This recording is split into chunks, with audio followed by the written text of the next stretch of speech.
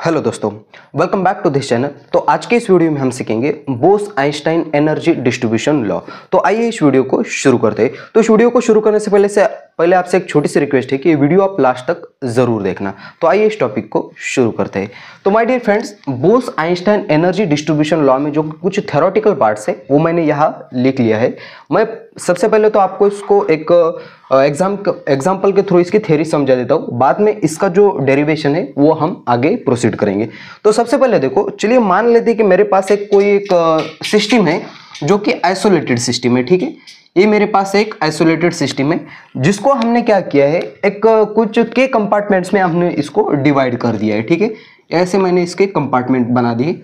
ये मैंने कंपार्टमेंट बनाया 1 2 3 4 ऐसे करते करते यहाँ तक आए, और यहाँ i+1, और ये जो लास्ट का है वो के कंपार्टमेंट है। ठीक है, ऐसे मैंने सिस्टम को के कंपार्टमेंट में डिवाइड कर दिया।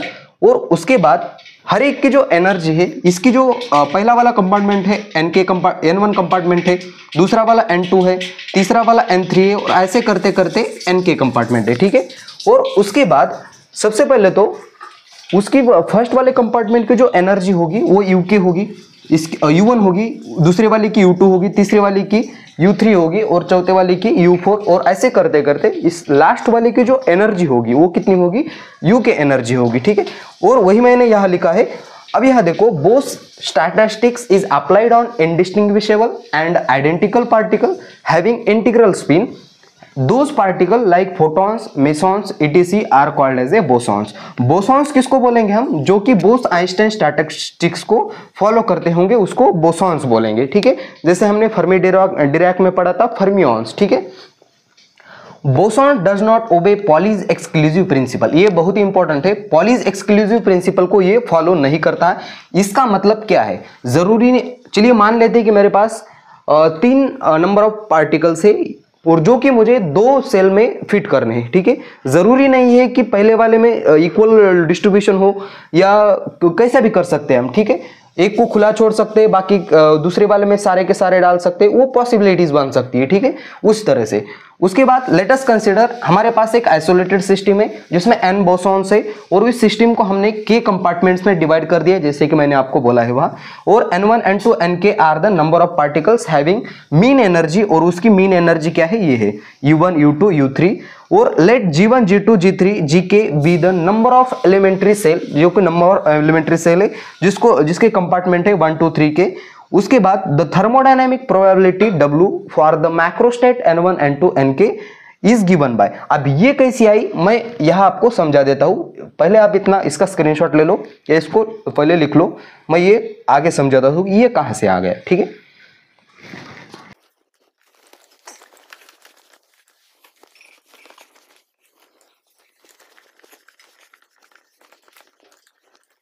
अब यहाँ देखो हमको ये समझना है कि ये जो फॉर्मूला है ये कहां से आ गया।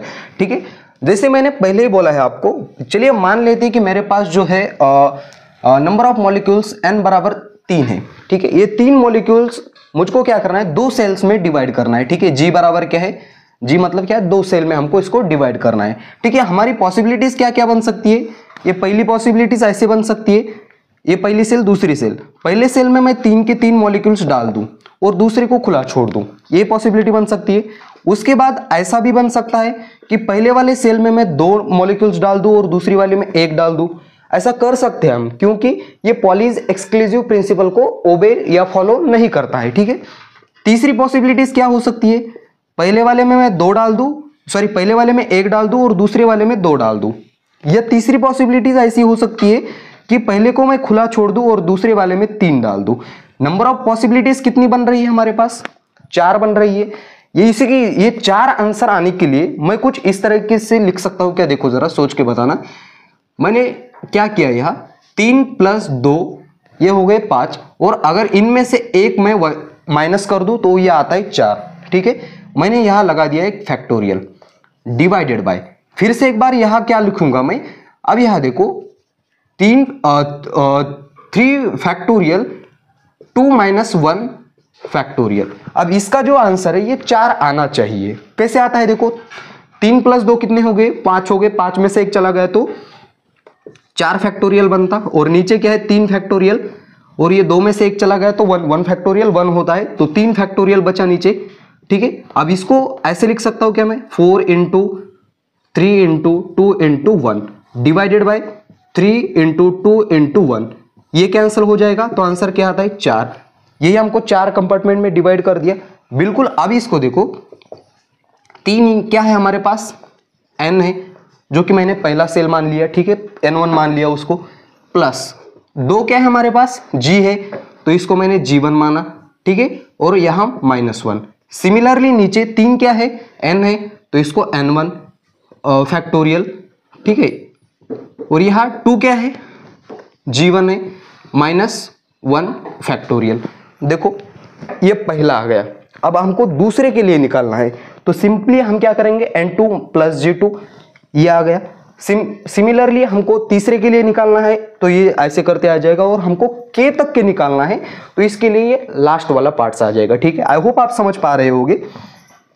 तो ये फार्मूला माय डियर फ्रेंड्स कुछ इस तरीके से जनरेट हो गया। अब क्या करना है हमको, बस इसको ये तो थर्मोडायनेमिक प्रोबेबिलिटी आ गई। अब हम इसको आगे सिंप्लीफाई करके इसका आंसर निकालेंगे और आगे का डेरिवेशन प्रोसीड करेंगे। आप पहले इतना लिख लो, ठीक है, तो मैं इसको मिटा देता हूं।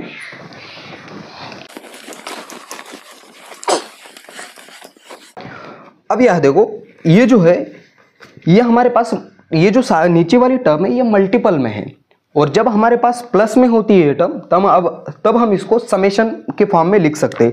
लेकिन ये जो सारी टर्म है हमको हमारे पास किस में है, मल्टीपल में है, तो मल्टीपल के लिए हम पाई का साइन यूज करते हैं। जो थर्मोडायनेमिक प्रोबेबिलिटी हमारे पास बनेगी, W बराबर, यहां मैं समेशन लिखूंगा, I बराबर कहां से चल रहा है, ये 1 से लेकर कहां तक चल रहा है, K तक चल रहा है, तो मैं 1 से लेकर K तक यह लिखूंगा। फिर से एक बार यह Ni minus Ni plus Gi -1, और यह क्या है, फैक्टोरियल है, डिवाइडेड बाय नीचे क्या है, Ni फैक्टोरियल, ये देखो n1 n2 nk ऐसे चल रहा है, ठीक है, और यह क्या लिखूंगा मैं, Gi -1 फैक्टोरियल। ठीक है, अब माय डियर फ्रेंड्स देखो, यह जो Ni प्लस Gi है ये बहुत ज्यादा है, ठीक है, हमारी जो आइसोलेटेड सिस्टम है उसमें वो बहुत ज्यादा है, तो इसकी जगह पे ये माइनस हम निग्लेक्ट कर लेते हैं। ठीक है, तो Ni प्लस Gi बहुत ज्यादा है, Ni प्लस Gi बहुत ज्यादा है, और -1 इसको हम अप्रोक्सीमेट इक्वल लिख सकते हैं Ni प्लस Gi के टर्म में, और नीचे भी सिमिलरली मैं Gi -1 को अप्रोक्सीमेट क्या लिखूंगा, Gi लिखूंगा। ठीक है, तो मैं फिर से एक बार इसको लिख लेता हूं उसके फॉर्म में, thermodynamic probability equal to pi I बराबर 1 से लेकर K तक, यह आएगा Ni plus Gi factorial divided by Ni into Gi, यह आएगा Ni factorial into Gi factorial. ठीक है, यहां तक आई होप आप समझ पा रहे होगे। अब हम क्या करेंगे, taking log on both side, taking log on both side, दोनों तरफ हमने लॉग पुट कर दिया। अब जैसे हम लॉग पुट करेंगे यह पाई का साइन समेशन में चेंज हो जाएगा, क्योंकि हम यह वो लॉग की प्रॉपर्टी यूज करेंगे।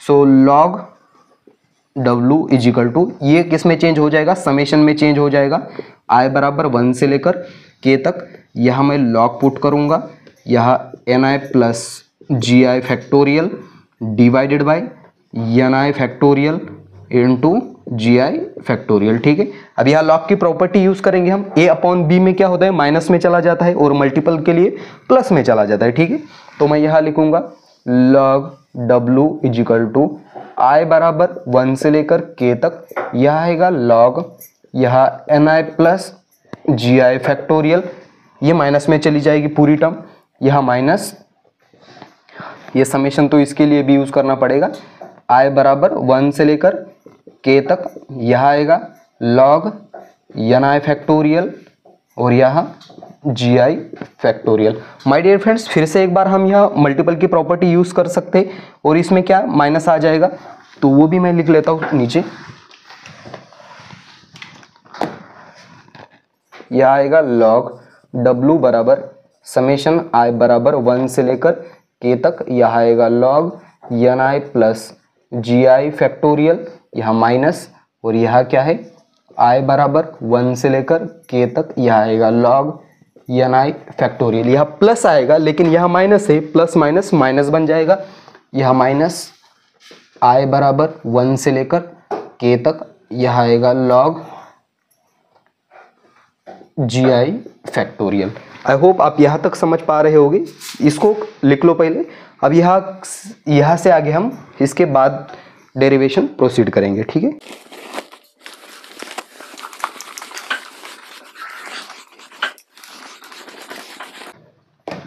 ठीक है, यहाँ तक हम समझ चुके हैं। अब हम क्या करेंगे, यह एक फॉर्मूला है जो कि स्टर्लिंग फार्मूला के नाम से हम उसको पहचानते हैं।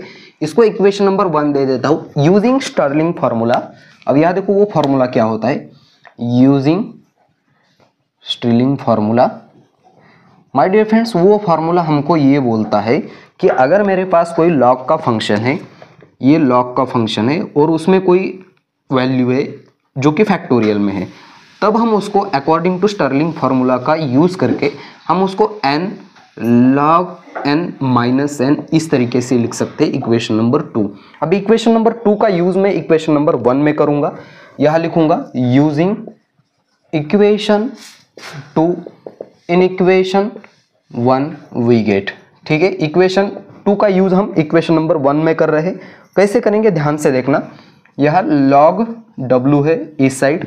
अब यह देखो, यह स्टर्लिंग फार्मूला अब ये सारे का समेशन जो है मैं एक ही बार लिख के इसको कॉमन ले लेता हूँ, I बराबर 1 से लेकर K तक, ताकि हमको वो डेरिवेशन करने में थोड़ा सा आसान जाए। ठीक है, अब यह देखो ये टर्म है, इसको इस वाला फार्मूला इस जगह पे यूज करना है, तो क्या आ जाएगा देखो जरा, ni प्लस GI। ठीक है, पहले ले लिया, बाद में log ni प्लस GI लेना है और माइनस करके यही क्वांटिटी बाद में लिखनी है। ठीक है, ni प्लस GI। ठीक है, एक इसके लिए तो हो गया स्टर्लिंग फार्मूला, फिर से एक बार इसके लिए भी यूज करना होगा। यहाँ माइनस लिखूंगा मैं, ni पहले आएगा, यह आएगा log ni और यह माइनस ni। अब यहां से एक माइनस है और ये पूरा के लिए माइनस मल्टीप्लाई हो जाएगा तो ये प्लस हो जाएगा। ठीक है, फिर से एक बार यह माइनस है, ये हमने GI पहले लिखा, यह log GI और यह भी फॉर्मूले में माइनस है और यहाँ का एक माइनस वो प्लस बन जाएगा, प्लस GI। ठीक है, अब यह देखो क्या क्या कैंसल आउट हो रहा है। ठीक है, अब यह भी फिर से एक बार मैं ये नेक्स्ट स्टेप में कर लेता हूँ। ठीक है, यह log w is equal to I बराबर 1 से लेकर K तक, यहाँ ni plus GI log ni plus GI minus ni minus GI। ठीक है, ये माइनस अंदर मल्टीप्लाई किया, minus ni log ni plus ni minus GI log GI plus GI। अब आप देख पा रहे होगे ये प्लस माइनस का ni, ये प्लस का ni कैंसिल आउट हो जाएगा। उसके बाद और देखो ये जो माइनस का GI है ये प्लस के GI के साथ कैंसिल हो गया, जो भी बचता है हम वो लिख लेंगे। ठीक है, क्या बचता है, log w बराबर समेशन ओवर I बराबर 1 से लेकर K तक, यह पहले है ni प्लस GI और यहाँ log ni प्लस GI। ठीक है, ये तो कैंसिल आउट हो गया, बचा क्या, सिर्फ ni log ni minus GI log GI। अब क्या करेंगे, सिंपली इसको डिफरेंशिएट कर देंगे हम। डिफरेंशिएट करने के बाद देख लेते हैं हम आगे क्या आता है। ठीक है,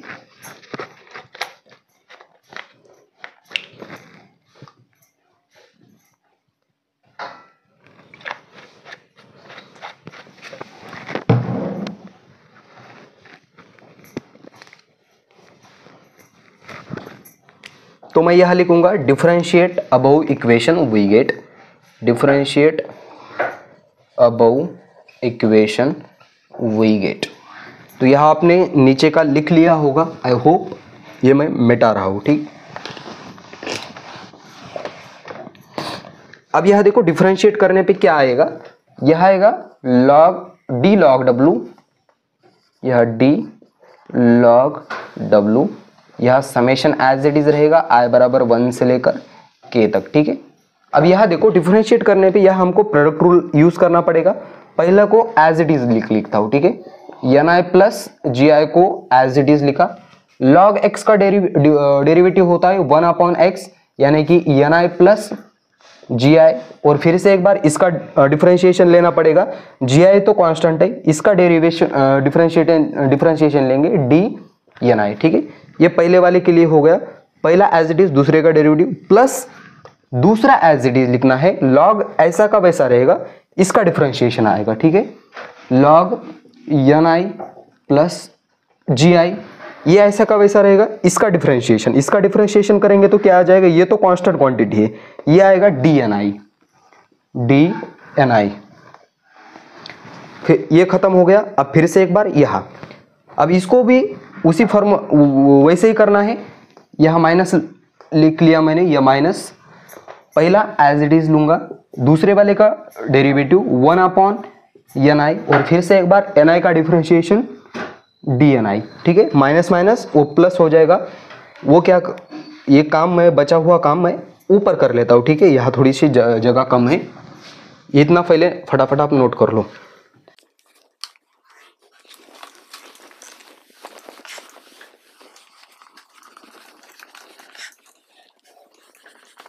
तो यहाँ आ जाएगा d log W which is equal to, ये समेशन है, समेशन I बराबर 1 से लेकर K तक। यह इस वाले टर्म का डेरिवेटिव लेना पड़ेगा। पहली एज इट इज ले लेता हूँ, दूसरे का डेरिवेटिव प्लस दूसरा एज इट इज पहले वाले का डेरिवेटिव, ठीक है। Ni प्लस GI लिखा यहाँ, log Ni प्लस GI का डेरिवेटिव हो जाएगा 1/Ni प्लस GI। फिर से एक बार इस वाली क्वांटिटी का डेरिवेटिव लेंगे तो ये वाली टर्म कांस्टेंट है, कांस्टेंट का डेरिवेटिव 0 होता है, और इसका डेरिवेशन आएगा dNi, ठीक है।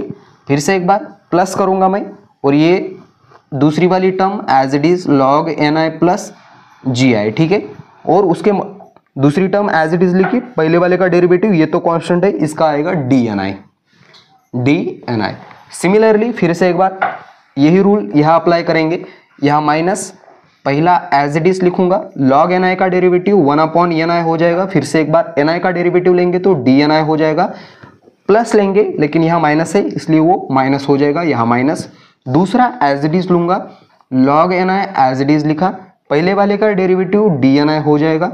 अब ये तो पूरी टर्म कांस्टेंट है, इसका मतलब ये 0 बन जाएगा, ठीक है।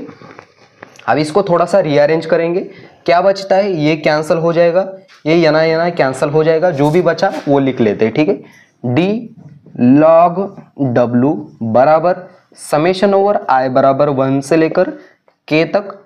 क्या बचा यहाँ, dNi बचा सिर्फ, यह बचता है, plus log Ni plus GI, यह dNi, और यहाँ माइनस बचता है dNi, और यहाँ क्या है, माइनस log Ni dNi, ठीक है। वो तो 0 हो जाएगा। माय डियर फ्रेंड्स, फिर से एक बार ये टर्म कैंसिल हो जाएगी, क्या बचता है, d log W बराबर I बराबर 1 से लेकर K तक, क्या है, log Ni plus GI minus log Ni dNi,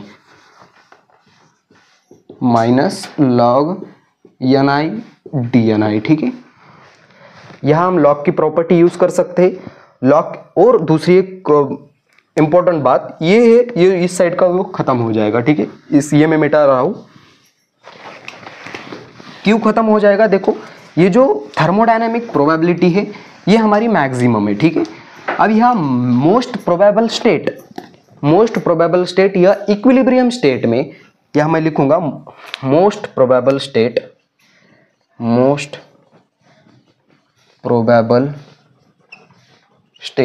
और equilibrium state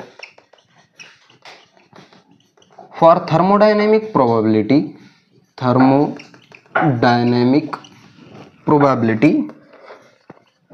probability W is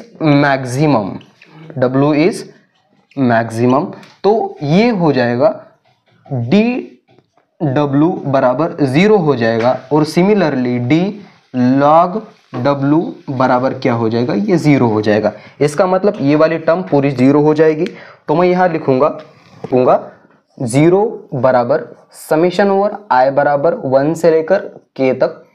अब यह फॉर्मूला अप्लाई होगा, जैसे ही फॉर्मूला अप्लाई होगा तो ये क्या बन जाएगा, log Ni plus Gi divided by Ni, और ये DNi इनमें से कॉमन है। ठीक है, इसको इक्वेशन नंबर मैं 4 दे देता हूँ। ठीक है, जो भी है वो आप नेक्स्ट वाला दे देना। ठीक है, इसमें यह कौन सा, ये DNi बाहर निकालने के बाद ये हमको यहाँ फार्मूला अप्लाई किया हमने log A minus log B का, तो ये हो गया। अब जो है आगे का डेरिवेशन में ऊपर प्रोसीड कर दो। फर्स्ट ऑफ ऑल इसका आप स्क्रीनशॉट ले लो।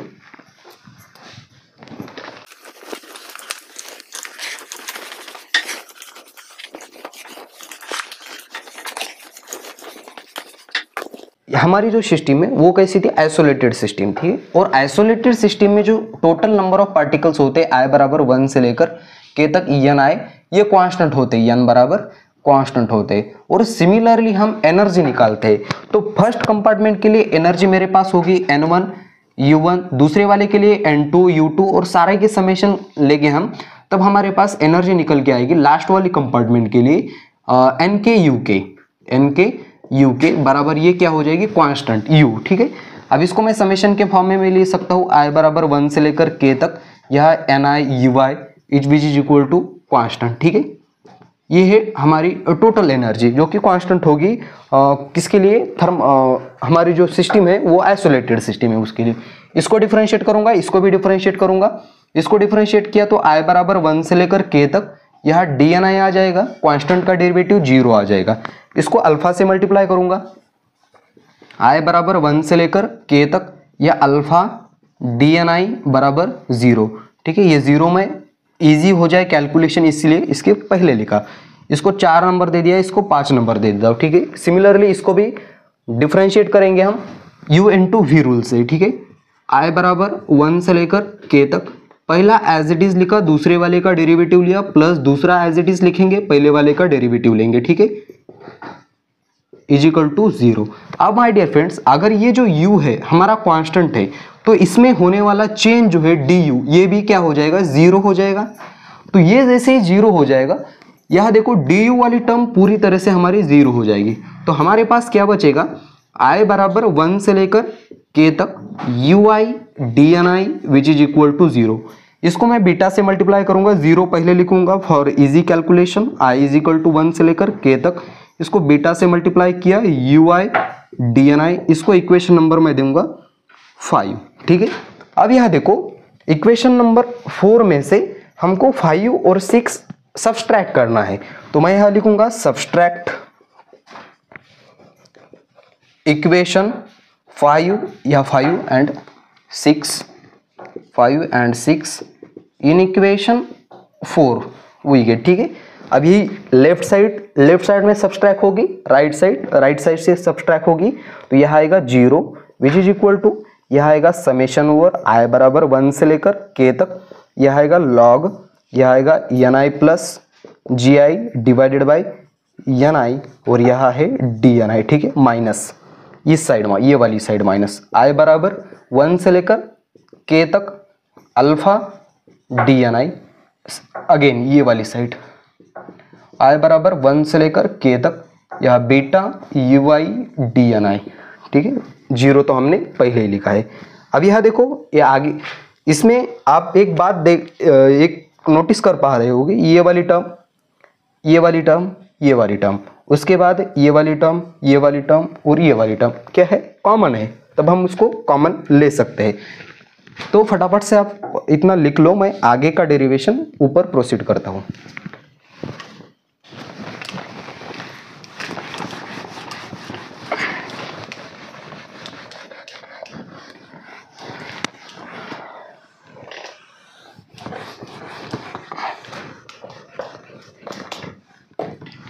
अब यह देखो, मैं यह कॉमन लूंगा, जैसे ही कॉमन लूंगा तब बाहर आएगा समेशन ओवर I बराबर 1 से लेकर K तक, ये बाहर आ गया।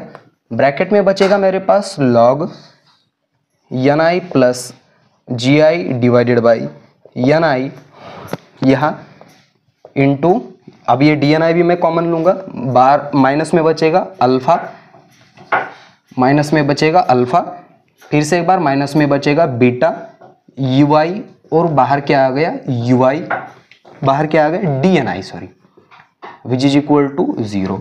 अब माय डियर फ्रेंड, ये कंडीशन कब ट्रू होगी? जब DNI equal not equal to 0 होगा, तब हमारे पास ये बीच वाली टर्म 0 हो जाएगी, तभी ये जो कंडीशन है ये ट्रू हो जाएगी। ठीक है, तो मैं इसको ऐसे लिख सकता हूं log NI plus GI divided by NI minus alpha minus beta UI which is equal to 0।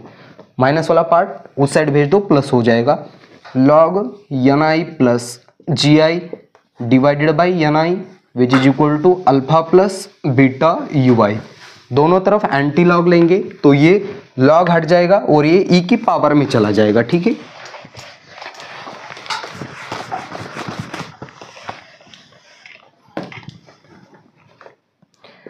NI plus GI divided by NI which is equal to e to the power alpha plus beta UI। अब क्या करेंगे, इसके नीचे कुछ नहीं, इसका मतलब 1 है, हमको NI निकालना है, तो इसको हम पहले मैं इस उल्टा कर देते, ठीक है, और इसको NI बांट दूंगा मैं पहले, तो ये तो NI divided by NI plus हो जाएगा 1 हो जाएगा, और यहाँ GI डिवाइडेड बाई NI बराबर e to the power alpha plus beta UI divided by 1। यहाँ 1 मैं बाद में लिखूंगा। ठीक है, अब ये जो 1 है उस साइड चला जाएगा तो माइनस हो जाएगा, तो ये बचेगा GI डिवाइडेड बाई NI बराबर 1 e to the power alpha plus beta UI minus 1। ठीक है, अब हम इसको उल्टा करेंगे। ठीक है, हमको क्योंकि n चाहिए, तो NI डिवाइडेड बाई GI बराबर 1 upon e to the power alpha plus beta UI minus 1। ये GI उस साइड भेज दो, NI मिल जाएगा, NI बराबर GI divided by e to the power alpha plus beta UI minus 1। तो this is called as a Bose Einstein energy distribution law. ठीक है, तो इसी फॉर्मूले को बोलते हैं। अब इसको यहाँ लिख सकते हो, is called as a this formula is called as a Bose Einstein energy distribution law. तो माय डियर फ्रेंड्स, ये हो गया हमारा अंत तक का डेरिवेशन, आपको यहाँ तक एग्जाम में लिख के आना है। आई होप आपको ये सारी जानकारी समझ में आई होगी। अगर समझ में आया हो तो इस वीडियो को लाइक कर देना। बस आज के लिए इस वीडियो को यहाँ देते फुल स्टॉप। तब तक के लिए वेरी ऑल द बेस्ट।